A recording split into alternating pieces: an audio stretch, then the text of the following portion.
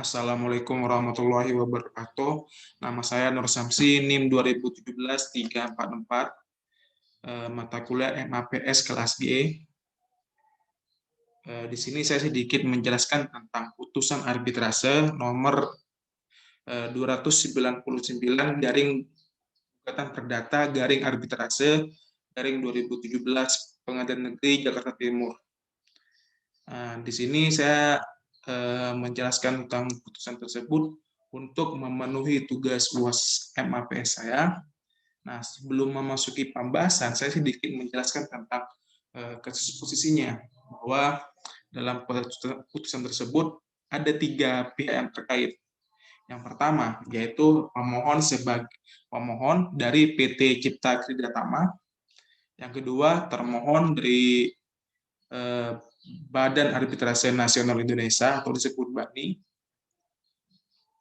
Dan yang ketiga, turut termohon dari Book Trading SA.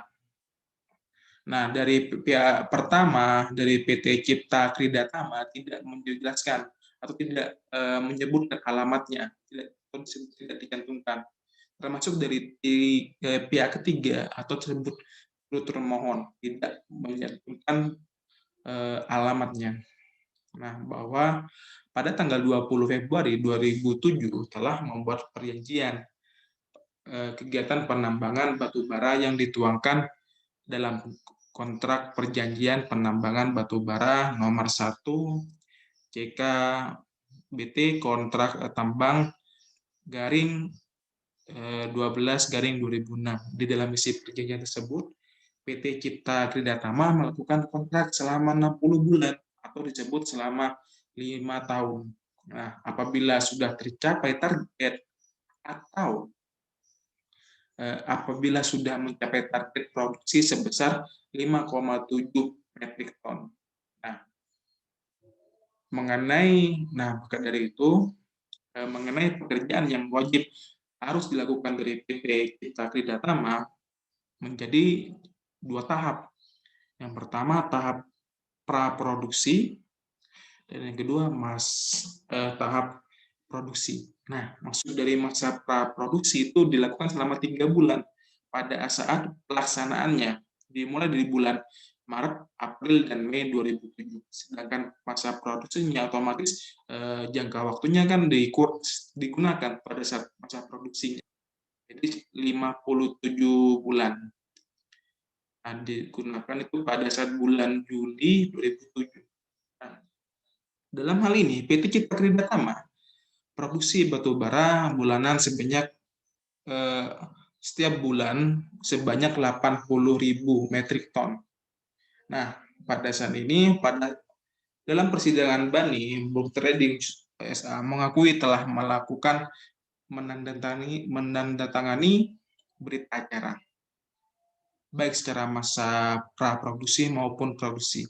Adapun jenis dan beberapa dari setiap pekerjaan diatur dalam Undang-Undang Nomor 30 Tahun 99 tentang arbitrase dan alternatif penyelesaian sengketa pasal 70.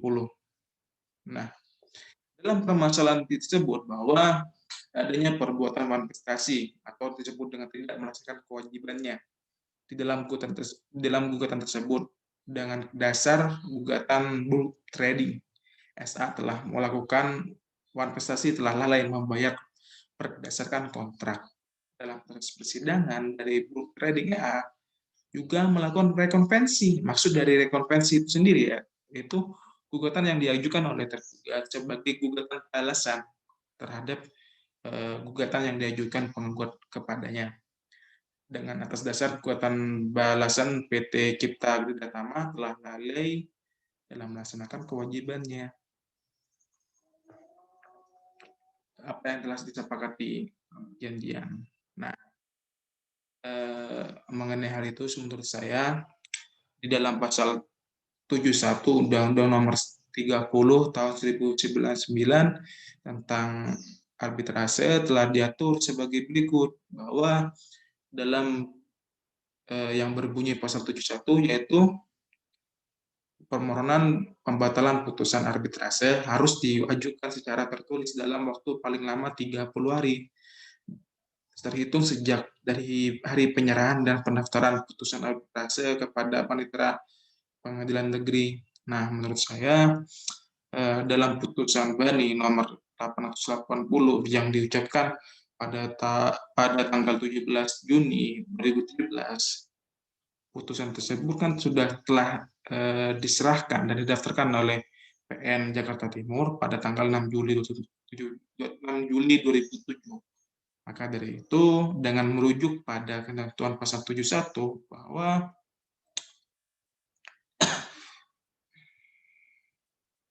maka melakukan permohonan pembatasan atas putusan Bani tersebut itu kan di paling lambat 4 Agustus. Dalam hal ini permohonan pembatalan arbitrase yang diajukan oleh pemohon itu merupakan in cause atau setelah diajukan pada tanggal 3 Agustus 2007.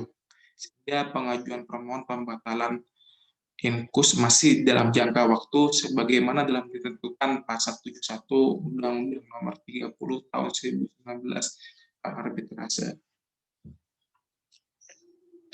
Juga mengenai dalam pasal 70 juga dijelaskan mengenai tentang ketentuan-ketentuan umum untuk melakukan pembatalan putusan arbitrase, yaitu terhadap putusan arbitrase para pihak dapat mengajukan permohonan pembatalan apabila putusan tersebut digugah mengandung unsur-unsur. Nah, ada 3 unsur dalam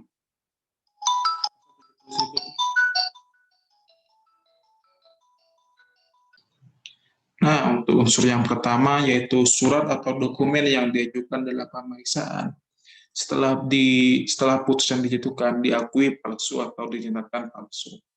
Nah, dalam hal ini, kalau menurut saya sih mengenai surat atau dokumen-dokumen yang diajukan bahwa kedua belah pihak tersebut dokumen-dokumen yang harus diserahkan itu mengenai alamat dari pihak PT tersebut, menurut saya itu kurang atau kurang lengkap.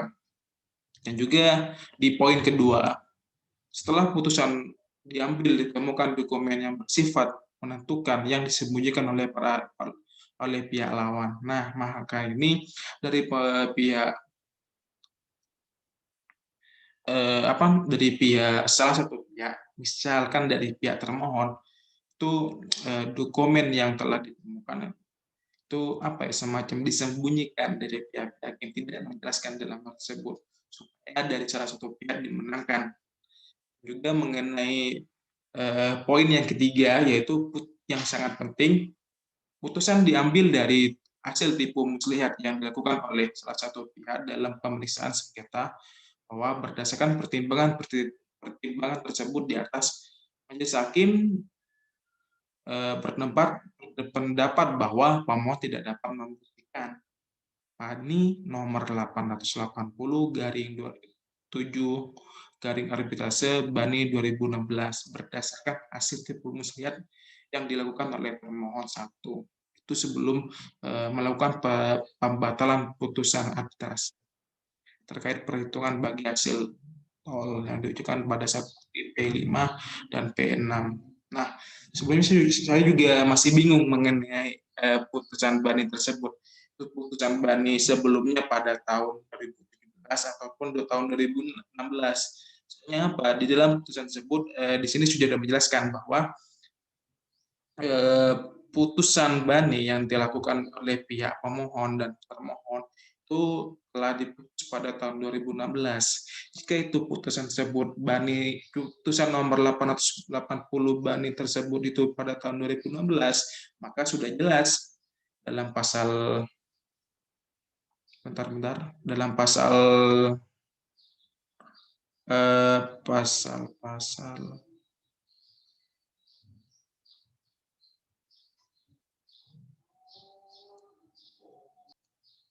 Nah, jika putusan nomor 880 arbitrase itu pada saat tahun 2016, maka otomatis sudah tidak dapat melakukan putusan arbitrase pada saat tahun 2017 yang diajukan oleh pihak pemohon dari PT Krida Cipta Kerja Tama bahwa dalam pasal 59 dalam ayat 1 juga menjelaskan bahwa dalam melakukan dalam waktu paling lama 30 hari terhitung sejak putusan diucapkan.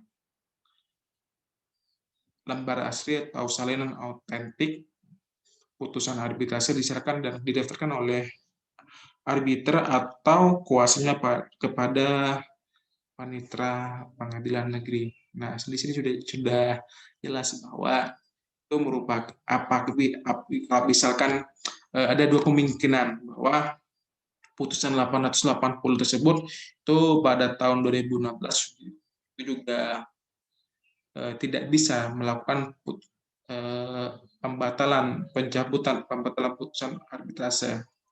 Kalau menurut saya itu sendiri. Sekian dari penjelasan saya. Wabillahi wa taufiq wal hidayah. Wassalamualaikum warahmatullahi wabarakatuh.